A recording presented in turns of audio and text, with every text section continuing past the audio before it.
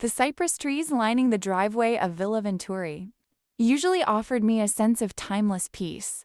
But on that humid afternoon in late August, they felt like the bars of a gilded cage. I am 29 years old, married to Lorenzo, the sole heir to one of Tuscany's oldest vineyard estates. Our journey to parenthood had been fraught with silent struggles and medical consultations in sterile rooms, far removed from the romanticized rustic life we displayed to the world. When we finally confirmed that I was 6 months pregnant, the relief was so overwhelming it felt like vertigo. Lorenzo had been my anchor, navigating the emotional storms with a stoicism that I deeply admired. We had spent months renovating the east wing of the villa for the nursery, turning it into a sanctuary of soft linens and antique wooden toys, a private world just for the three of us. However, the shadow of his mother, Donatella, loomed over every decision we made. We had deliberately kept the pregnancy a secret until the second trimester was well behind us. This was not merely out of superstition, but out of a desperate need to protect our happiness from Donatella's suffocating influence. When we finally hosted luncheons at the estate to share the news, the reaction was polarized. My parents wept tears of pure joy, embracing the miracle of a new life. Donatella, however, sat at the head of the table like a stone statue. Upon realizing she had been excluded from the inner circle for months, her face twisted not into a smile but into a mask of cold fury. She did not congratulate us. Instead, she spent the remainder of the meal ignoring me entirely, directing her icy stares at my mother, who was blissfully unaware of the brewing storm. Beside Donatella sat Alessandro, the family's longtime legal counsel and a man I had never trusted. He whispered in her ear throughout the lunch, his eyes darting toward me with a predatory gleam that made my skin crawl. By the time the guests were departing, the tension was palpable. Donatella refused to say goodbye to me, choosing instead to corner Lorenzo by the wrought iron gates. From the balcony, I watched them argue, even without hearing the words. The body language was clear. Lorenzo was defensive, his hands raised in surrender, while Donatella was on the offensive, her finger jabbing into his chest. Alessandro stood by, smoking a cigarette, watching the scene with amused detachment. Later that evening, my phone lit up with a message from her. It was a manifesto of victimhood. She claimed my secrecy was a calculated insult, an act of war designed to sever the bond between a mother and her son. She accused me of poisoning Lorenzo's mind and declared that I was unfit to carry the Venturi heir if I could not respect the matriarch of the family. Lorenzo was furious when he read it, threatening to cut her off entirely, but I knew that in Italy, severing ties with one's mother is a sin not legally forgiven. The ultimatum Lorenzo presented to his mother was sharp and brutal. Respect his wife or lose access to her grandchild forever, faced with the terrifying prospect of irrelevance. Donatella's demeanor underwent a transformation so sudden it felt rehearsed. She apologized, though her eyes remained devoid of warmth, and proposed a peace offering. She wanted to host an extravagant baby shower for us. It was to be a grand gesture of reconciliation. Against my better judgment, and swayed by Lorenzo's desperate hope for family unity, I agreed.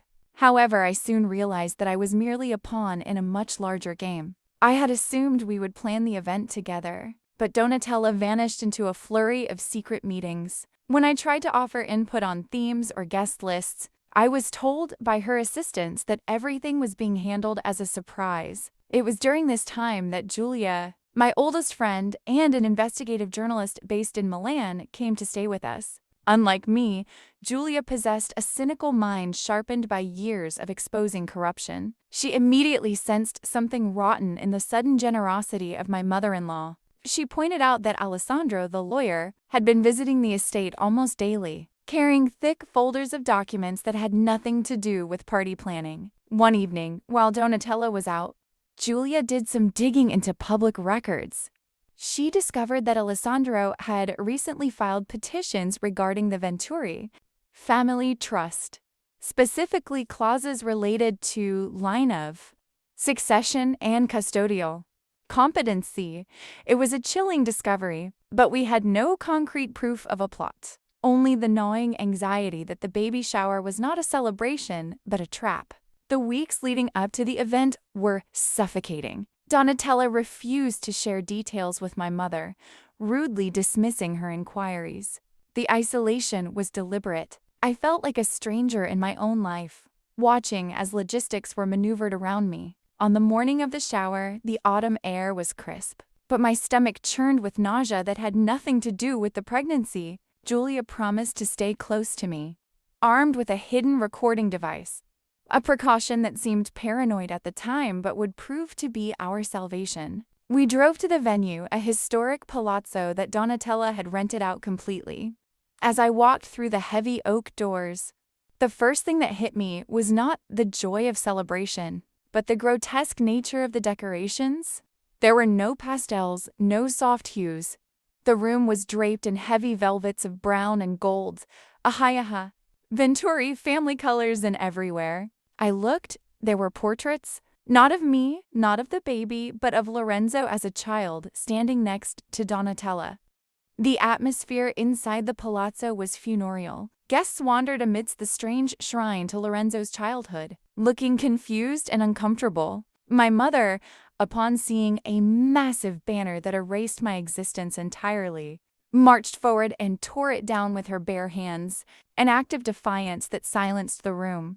Donatella emerged from the shadows, dressed not as a grandmother-to-be, but in a gown suitable for a state opera, holding a champagne flute. She sneered at my mother's outburst, declaring loudly that since she was paying for the event, she had the right to honor the source of the baby's genetics. It was a bizarre, scientifically illiterate comment that hinted at her delusion. She viewed the baby as solely her son's, and by extension, hers. I tried to maintain my composure for Lorenzo's sake, who looked visibly ill as he surveyed the madness his mother had created. The horror escalated during the gift-giving.